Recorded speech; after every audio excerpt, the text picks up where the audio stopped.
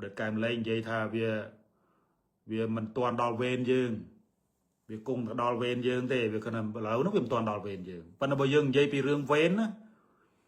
á lâu ven môi vì vậy việc chúng bắn là ven môi nó cứ bộ mình tray cái nạp bạ và chăng mê đập nom cái nạp bạ và chăng sạc cam và chun cái nạp bạ và chăng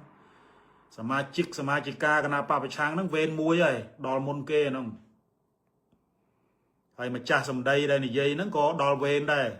ven môi nó cứត្រូវបានគេបាញ់សម្លាប់កណ្ដាលទីក្រុងហ្នឹងហ្មងហើយខ្ញុំហ្នឹងក៏ចូលវេនមួយដែរវេនរត់ចោលស្រុក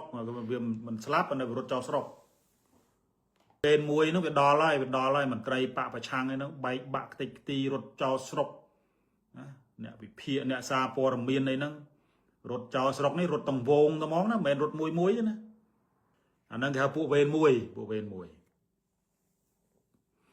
ពួកវេន2គឺពួកដែលជាពលរដ្ឋនិងមន្ត្រីតូចតាចគ្រប់គ្រងគណៈបកប្រជាជនគណៈបកកណ្ដាលអំណាច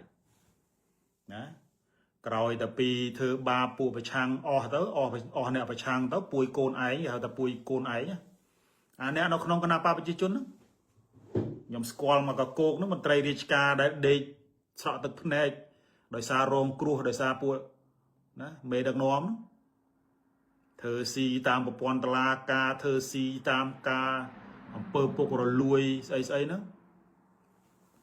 អាខ្លះណាត្រូវបានអង្គភាពប្រចាំងពើពុករលួយធ្វើស៊ីអញ្ចឹងទៅគេមានឧបករណ៍គេមកកកោកក្នុងការប្រើដើម្បីចាត់ការពួកអស់នោះនឹងពួកវេន2ឥ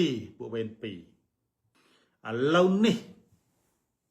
ការបង្ក្រាបតំណែងខុសច្បាប់តាមអនុសាសន៍របស់ប្រធានព្រឹទ្ធសភានេះគឺដល់វេនពួកវេន3គឺពួកអាជីវករតូចតាចហ្នឹងឯងណាដល់ពួកវេន3ហើយមានអារម្មណ៍មិនដែរណាពួកវេន3ពួកអាជីវករហើយពួកអាជីវករនេះកន្លងមកក៏ណាក៏ឃើញថាចេញមុខគ្រប់គ្រងគណៈបកប្រជាជននឹងសម្បើមណាស់ដែរប៉ុន្តែប្រហែលជាគ្រប់គ្រងដើម្បីការរកស៊ីរបស់ខ្លួននេះខ្ញុំជឿថាអ្នកជំនួយគេមិនខ្វល់រឿងនយោបាយប្រមាណទេប៉ុន្តែឥឡូវចាប់ផ្ដើមមកលាហើយពួកវេន3គឺពួកអាជីវករហ្នឹងហើយបើនិយាយពីពួកវេន4យើងមិនដឹងទេឥឡូវហ្នឹងពួកវេន4ពួកវេន5ណាបន្ទាប់ពីអាជីវករហ្នឹងវាអាចទៅដល់មន្ត្រីណាជាន់ខ្ពស់មន្ត្រីអីផុសគណៈបកប្រជាជនហ្នឹងក៏យើងមិនដឹងដែរព្រោះមន្ត្រីខ្លះគេធ្វើស៊ីមកកកដែរទេប៉ុន្តែគាត់មិនទាន់ត្រង់ទ្រាយធំតែឥឡូវនេះគេកំពុងតែធ្វើស៊ីត្រង់ទ្រាយធំណាឥឡូវនេះបងប្អូនច្បាស់ណាបងប្អូនអាជីវករច្បាស់ណាអ្នកដែលបើកឲ្យបងប្អូនយកតំណែងចូលអត់ខុសទេបើតាមខ្ញុំដឹងណាសិតតឧបនាយករដ្ឋមន្ត្រីពួកនឹងគឺជាអ្នកដែលបើកឲ្យតំណែងខុសច្បាប់ចូលកម្ពុជាប៉ុន្តែអ្វីដែលកំពុងតែរងคล้ายទៅជាជនរងគ្រោះណាគឺអាជីវកម្មតូចតាចដែលរកស៊ីចិញ្ចឹមឆ្នាំងដោយសារតំណែងថៃមានអារម្មណ៍មិនដែរ